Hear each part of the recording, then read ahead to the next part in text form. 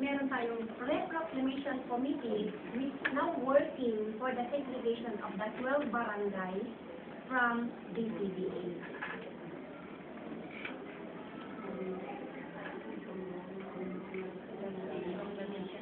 DCBA is a member because I wish if I can present to the din na mention po na the non-administrator is also a member to the Reclamation Committee. So in the case of this one, the DCBA from John Daily Management Corporation is a member to the Reclamation.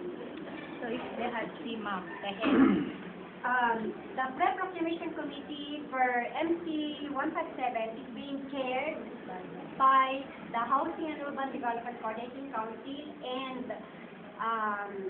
the PENRO or the CENRO of DNR shall sit as the Vice Chairman of the Pre-Proclamation Committee. So DNR Gayan is a member, MGB is a member to the committee, DNR, PENRO, and CENRO Land Management Services Bureau of Vienna is a member to the committee.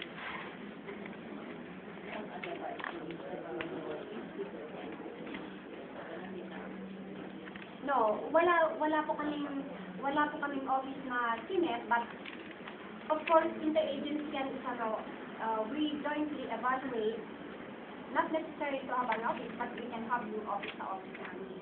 It's only a committee composed of different agencies. So not necessarily to have a separate office for this committee. So that's a list of... Thank you, HUDCC is still headed by the Vice President as Chairman, Vice President Binan. Yes, sir. Ma'am, Yes. ang tagamindi ko, nag-agamit meeting ang lupdi ko, segregation surrounding the tingor niya. How will kayo ba i-agati ito process on iti GHMC nga segregation for the surrounding barangay ko? I'm not so private about it, but they could not garudan ngayon. That is one, if you look at the minutes of the meeting, parang what is the difference of the technical working group and the pre-proclamation committee.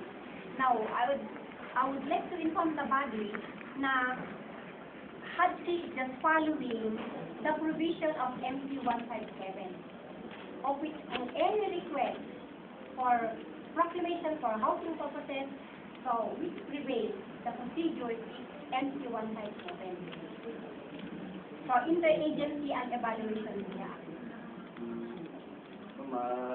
In relation between baga ni Kapitan, ongoing galing niya pa, is headed by DCBA na relocation and structure survey. Kada dito yun ay affected na barangays, and that is for desegregation process. So ito yung baga ni Kapitan mo, aware kayo dyan. At least siguro di mangyari affect ko. Yung da kami na concern na barangay, yung siguro lang makatulong ako ito. Muna makatulong para kami. Thank you very much. Yan. So gaman kami with the initiative you and also the initiative of DCBA as member of the Proclamation Committee. Kasi expedite up. Mag-synchronize tayo. That's why, if you look at yung agenda natin na parang you will join the Proclamation Committee na whatever available survey. Kasi I understand na yung last meeting kasi, may request po yung business Sound Jan Management Corporation from BCBA for funding for the conduct of survey. But I understand, di ba, sometimes, siguro pwede nga i-validate natin mamaya na meron na ba kayong perimeter survey na in barangay? This one that was conducted by Engineer Fernandez. Noong 2009. Pero we were never issued any result. So, yun nga ang i-understand natin, i-trace natin kung where are these para ma-facilitate kung mga ma-expedite as you have said, and to make use of what we have. No, Nagpalparo ang kami JDNR kunana na ipanitigan din. Sino pa awan maglaag. Namin aduwa ko nga napan JDNR. Nung ibang baga ni JDNR nga inalang si Jan. Kuman siya. Sige. Anyway, nandito mamaya yung mga taga-DNR, nandito naman mamaya yung taga-Kampiyan A, and then nandito naman yung taga-NCA. Ma'am, just to give you a brief history niya, dito nga ipukamin, daw-dawatin mo nga arapat ako You also kawan nandito sa campaign. pwede bukas bang tugisay. Kasi kami mo hindi nangyari, hindi perimeter survey ni Fernandez, dati kunada hindi kami, nga data nga ito, i-proclaiman, di ba? President PGFA. Tatlo kasi ito, reconcile, gusto nga kasapulan na technical institution. Tatlo kasi ay nung nag-reconcile di guys, at mabalik na i-proclaman ni former President PGFA, PJ segregation tayo. Nung nadaksang gasa, hindi nga natatas at awan mo si nangyari. So nga titigil ko na ni ako kapitan na lambak na ayan na, nagiging na dokumento. Nga tinunduan ako ni ako Mayor Vergara during his time. Hindi po nagyal. Ayan na, nagiging na. So also, was it funded by the city government? Diba? I understand it was funded by that. So, sigurado ba tayong nanapunduhan ng city government? Tapos nung i-trace natin sana yung result, Ada ganun yung content, yung General Fernandez. Ako rin yung previous nag-meeting kami, so ada ganun adaman. Yung General Fernandez. Sabahan niya ada din awang kayo ganun tayo, nag-meeting kami kadwitan niyo, aking congressman hindi, so ada kini yung General Fernandez, yung sobrang nga kat kuna da alas kayo ng lang ide ada bayad gamin ada mabayaran sa amo nang previous pa Iba kami dito. Anya amin ng mga barangay. Ano lang na barangay sa dito. Naimun ko na. amin din so ang aming mga barangay for Baguio City. han jay surrounding dyan Yung kasi nga, Affected na mo. Affected. Kando kayo. Based on some of the documents. Talagang additional way na ask what is the basis of being the number 14 condition. No awan nagkay beneficiary plan, tapos sigurado nga nag-city area ang ma-segregate to for the implementation of this condition. Di ba? And I understand also na may something i-clarify tayo Madam Lama na in 2010, 2009, meron yung project ng DNR, yung Cadastral Survey Program, na aming na barangay, di ba? Hindi, lahat na barangay. Because na-divide ito by district or Ma'am, ang amin nga barangay ma'am, kada kami nga ginluwa ka na pugan, katang kami nga naisag si Cadastral 2009. Not all ma'am. Bakit not all? Ang nakapagin na po. ang explanation na dito sa kurang day pundo so di ko na ni kanselo ko sa labi Mga aguray kailang po na kita tumas. sumarunong ko ma So, but to the 12 barangays kasi niya yung awan nakadaming sinyayo. Request kami Cadastral, proper local liwanag. Ada.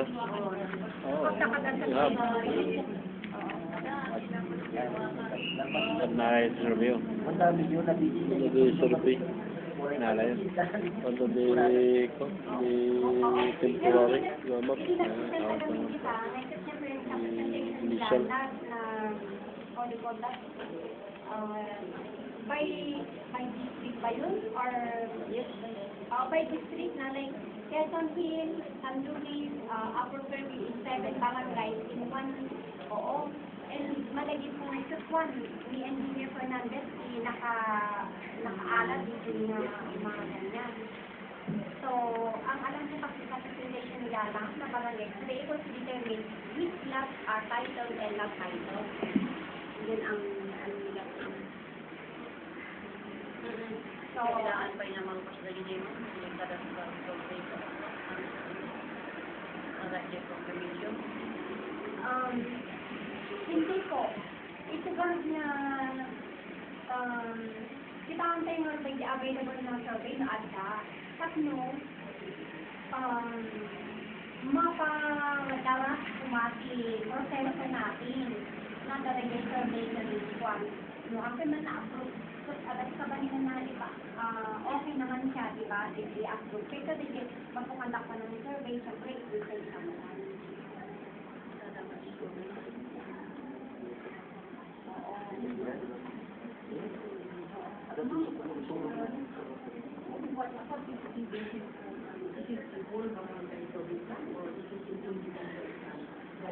Muna is the perimeter zone of the barangay. And then later on is the individual.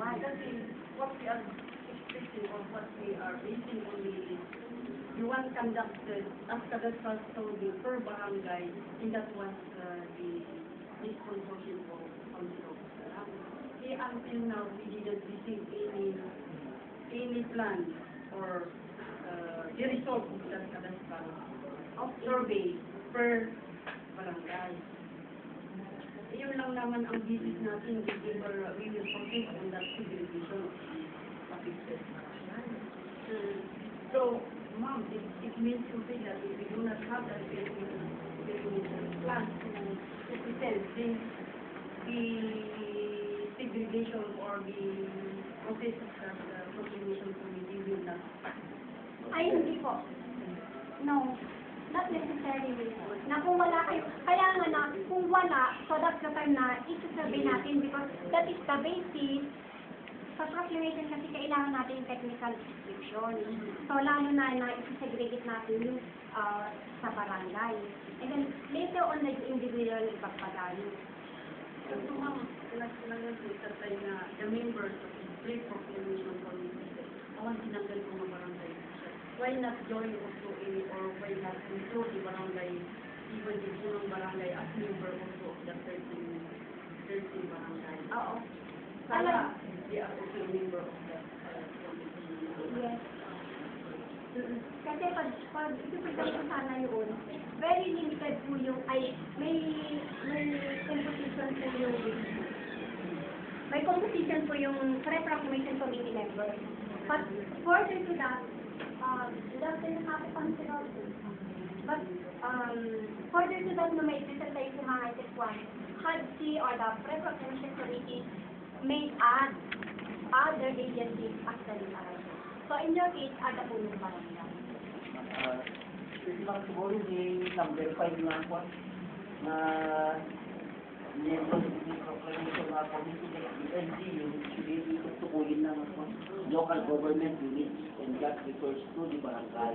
Should be specific yung Yun lang. Yes, no. May hindi ko lang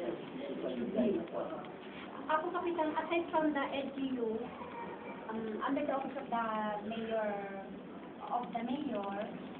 and I would like also to inform the body na si Councilor Salanco being the chairman committee on housing, urban planning, housing and land, has been designated as member also to the pre-proclamation committee. And then, so aside from that, yung LGU na represented by the office of the mayor and the office of Councilor Cosalan is, yun na yun, member din yung mga punong barangay. Kasi most likely, parang kayo, yes, sa PPC. Kasi parang kayo po, together with the city government, kayo yung proponent.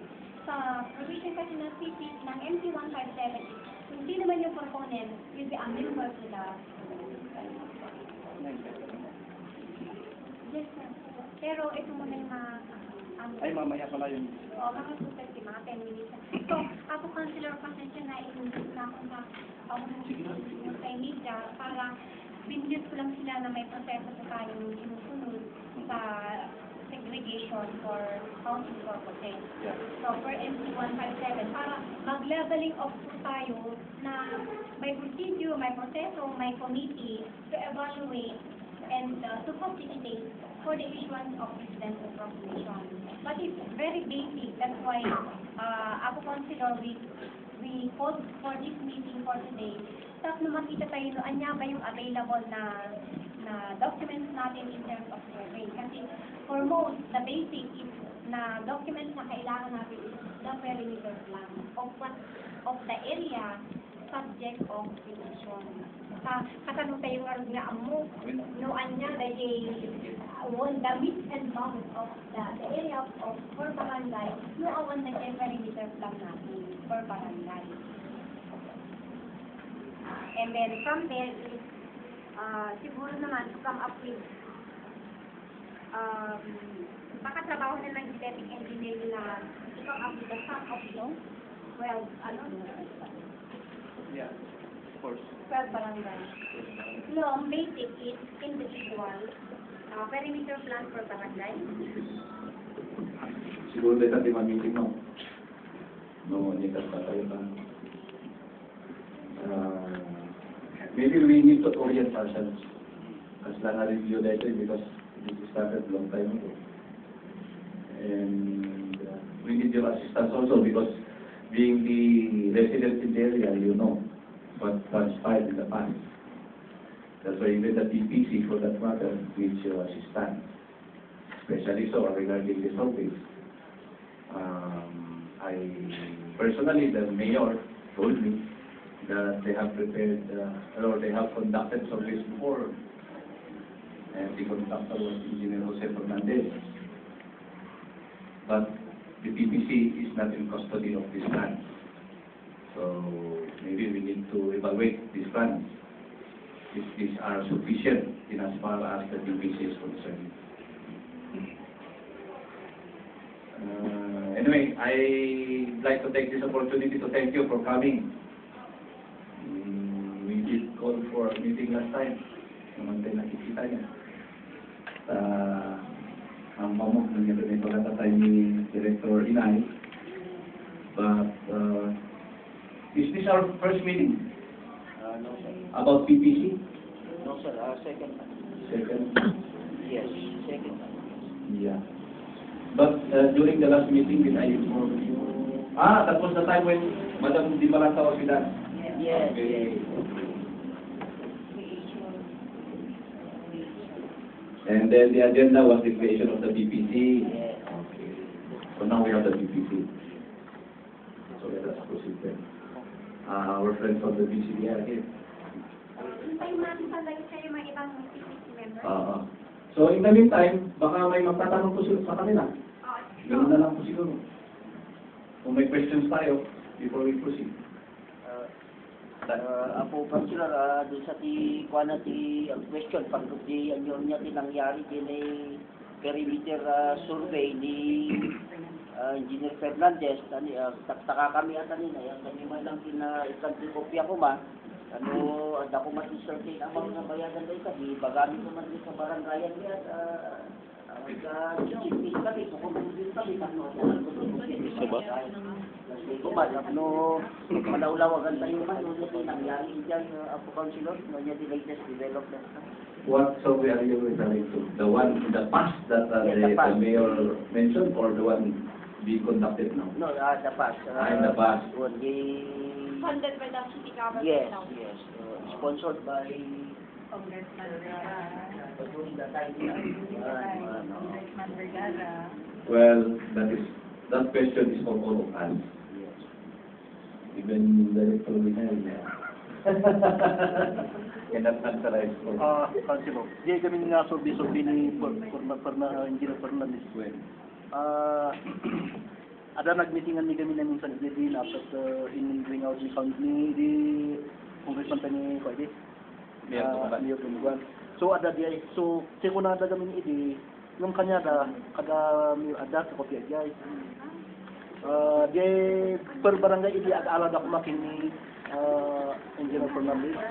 So mabalin ada pa lang kanya na Engineer Fernandez. Sino mang bayad ka ng Engineer Fernandez niya? ada kami di basit nga amount nga pang-produce na kami lang dia. Na ibaga hindi may kapitan sino ka tani? So nga siya nakala ada ka namin kopya. But di may Aga na alayo. Ada kanya yun. Ada sa... Ano ba na kapitan? Primero. Ang pamuli man di dinala ko. Ano nang pangalaman? Masik lang mga Hindi dyan pa sheet, 5,000. nang produce na lang mga Printing. Printing lang. 500 lang. Manang magala ka idikat na nakagalaman. Tadi nga rin councilor, ituloy ko. Tadi ko mati basis da niya nga i-reconcile da diyan ay survey ni Alberto niya santo kini Engineer Fernandez at lukas niya ipasa dan kini former President PGMA for presidential proclamation kuman namnamaan di na mangyari ganun ang tawan mo sulit at reconcile lang kanu councilor subject for presidential proclamation. Awan, reconcile. So nga, sinasapulan na yung technical description. May isang question pa, soliditated. Will that survey, presuming nga napasaan din yan, simpa niya survey, will the PPC recommend issuance of a proclamation using a survey that has not yet been approved by the DNR, or will they require that the DNR approve it first? Siyempre, normally, approval by the DNR. Nung the BPC, legal of the question mo mesa, it is published by the PAC. Tapos na mo tayo Oo, that is survey. Kung manahin ba diyan, approval by the DNR. Then from the BCDA, salud-sulod tayo to, because we heard of a fund masok ba rin? Yes. To be conducted by the BCDA. Relocation and structure survey. That is the purpose na detakat para segregation. Yes. So, kanya nga dijay. Clarify tayo dijay.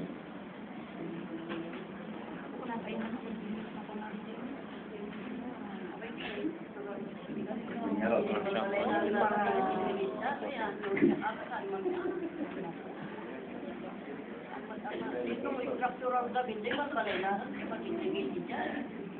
Kasi nung may ginangalabit na rin, para-aman na. So, general di patata. Di ko ini so bigan ni pag school barang dia. Amin dyan, 12. Amin dyan, 12. No sila. Sa DJ tipon na DJ 200,000 gaming nga by kini Congressman Vergara di. So trabaho ni so kanya mi matidi awira mo kang ita laki susus da kami nang isusuro. Iti boundaries di na sinobi ni Fernandez. Na pag-aari mo sa inim-improve mo, no, dahil balayla ang nagtutong biyan. At ano may parparaan ang Ano man, kahit ka nga sa ulo dyan, yan ay iba, yung talagang party improvement mo, aside from the structure niya. Kaya, sa pupumot lang yan. Kapitana, ada di kukurada nga utility. Yung utility nga, for barangay needs. kasi kami no, structural sa talaga na, yung awan si balay na rin improvement. Hindi lang balay, mas lang kay hindi pa naawat Isunod question dia kapitana. DJ quantity DJ kita ta. Structural nga walang so ditungtungan mo iti DJ resolution 36 tungod na ibang pagkanan ng tinan ko barangay tinisigi jay ti isungarod na adamot na kansulor nga admitting tayo tatawid di kwa Salud-sudan sa DPCD, tayo sulat ng ngaram, adalah manik day. oh si kwa na siyempre si kahit tayo mo dati basit mo paraan tayo may layo na yan yung tikas na mauawatan sa JCC DCD pag structure lang yan isang matikaw tayo inayat tayo dahil na nag-resolution tayo na dahil sa isang araw Ay, actually, di kurada ng structural tema, yun yung basis na di amo ginataging. Yun yung basis na, yung ang actually nga rin, no, yan lang sinagtakiran kay Baray mo, di lang, no? Di lang agibasar, base yan tinatag, yan tinasensus. No, ang mga student yung census, medyo alam natin ka. Yung natitagin mo, census and everything, then you will be entitled to may it. sila, abiding ka, nabayag na pinanabantayan sa nila, barangada si Indian nasa pagpapalagyo pinakarami po pagkatapos na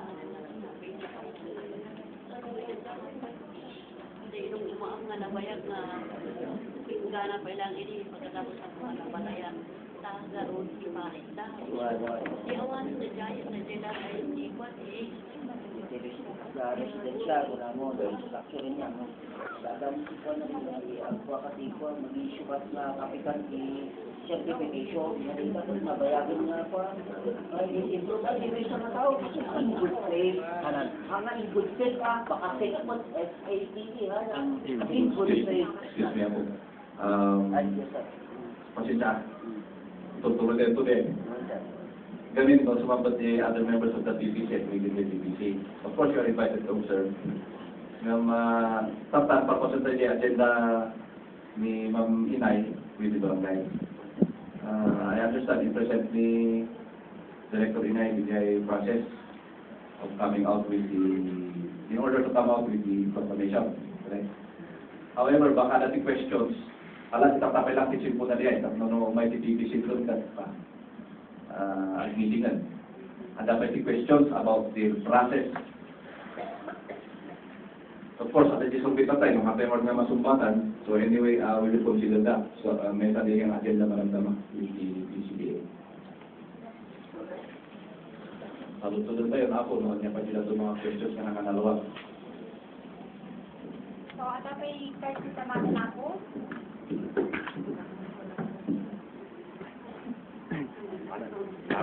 Likod nga rin. So, clear. Clear as Adati ko. Pagawas Ma'am, bali ko. Although hampay lang na parang di ko, perimeter survey. Adati question ko nga may salsaludsud ko di madam mga agser-survey ti barangays. Nga ada nga iti di dyan hingarod kas lang adati portion nga awan tinang sakop nga barangay di dadto mga parts na ket salsaludsud. Possible ba iti may nga iti Baguio City nga adati portion ti Baguio City nga awan mang sakop nga barangay? Thank you. So the question actually is about the ongoing cadastral survey for political boundary of all the barangays. Well, nagtungtungan nila actually the Kalman with the contractor with regards to John A. Yung mga kung ano mo, boundary yun dyan. Kasi siyempre, yung nagkamit si John A. Yes. So, I think Country Club and the boundary which cover yun. Hello. Excuse me. Hello. Hello. Amin kayo dyan. Around the John A. Kami may establish Anong establish? Yes, councilor, yes. So, ngam napanan di ka di contractor pa na kayo? When councilor, except reservation, kami may Ano mas well? may establish councilor, kami pa sigurado mo na galaan niya yung reservation pa na tayo eh. Actually. Hana, because we're not talking about the areas to be segregated. It may remain to be inside the reservation, but where is the boundary of the barangay having jurisdiction over that area? So sa bali diyan may segregate, sa bali kay boundary di barangay. Uray nung nga na-segregate, sa kubod ka lang di barangay. Nalay ako. Saka nga mabalin, kay question ni Kagawad kay Tano Tatay, hanggang mabalin nga alam di portion di Baguio awat di barangay na. Adi may barangay BCDA diya. Anak, BCDA. So, okay. Remark to pa yung lang neta. Kakalang di idea yun. Tapos ano, aramilan nyo among yourselves, ada di basis yun. Ada di hierarchy. Ang mga ada, hierarchy. Sa kapuro diya eh. Rank 1, 2, 3, 4, 5, 6, 7, 8, 9, 10. Number 1 na basis. No ay na di boundary. No napas diya ay sumaruno. Number 2, diya ay sumay hierarchy niya. Di number 1 nga hierarchy, linted. No, dati ako yung itutulin nyo nga linted na nang create diya barangay yun. Ono resolutions, iti council. Ono, oray by national agencies. No, dati ako yung linted na nang create iti barangay yun providing for the description. Oray no awan ti northeast na kaskara metros na, baga na free, kumpara na, number 1 yan, hierarchy. Backed up by a law, an ordinance, and resolution. First yan. Secondly ako, titles. Titles covering large tracts of land. Nga, siguro no, yung tao ko, taga-happy-halo, paringan niya. Kasi titulo na yung hanang ang doon, iti sa paling barangay ka, taga-happy-halo or suna. So, masakol yung lupi na inside happy-halo. Kasi ito ada, experience yun. Third, similar to number 2, dito ihanggamin na title ng mga survey na. So, the survey na, approved surveys of large tracts of land. Nung barangay na ito, mga ng arami na, hindi kita bibisisyo. Third. And then fourth, CSUP. Ang komo, kita ang CSUP kita, no, dating kabel na. And then the fifth, the tax mapping. Di ba na tax mapping niya, pero ang masindog niya dyan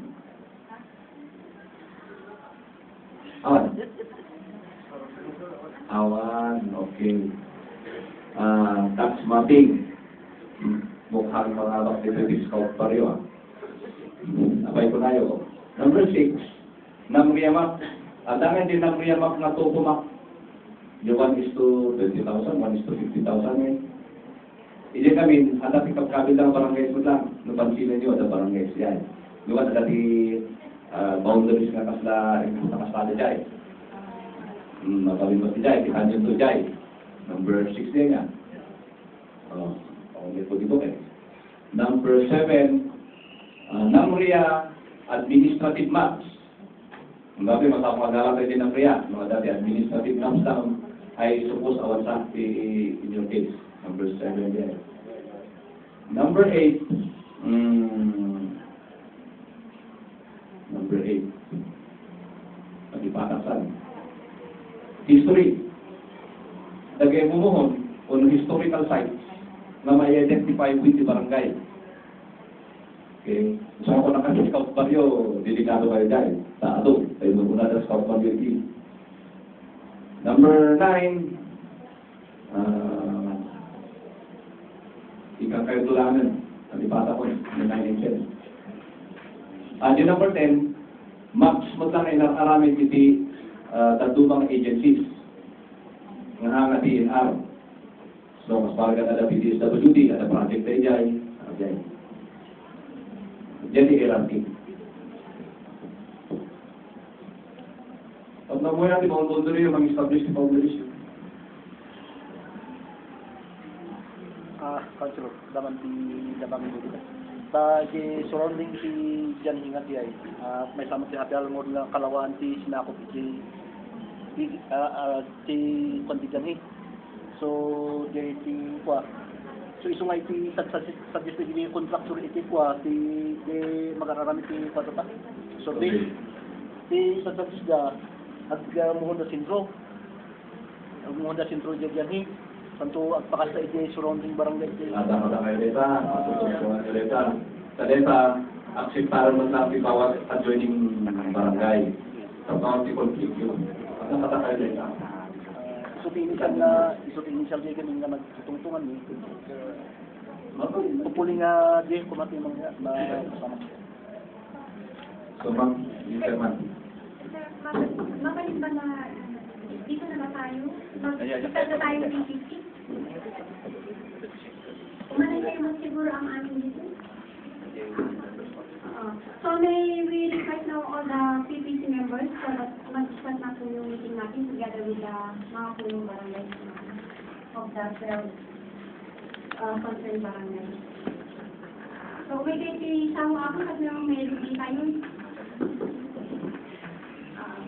Hindi, sige, magpapakilala tayo. Ngayon ito, Nico. Kamusta?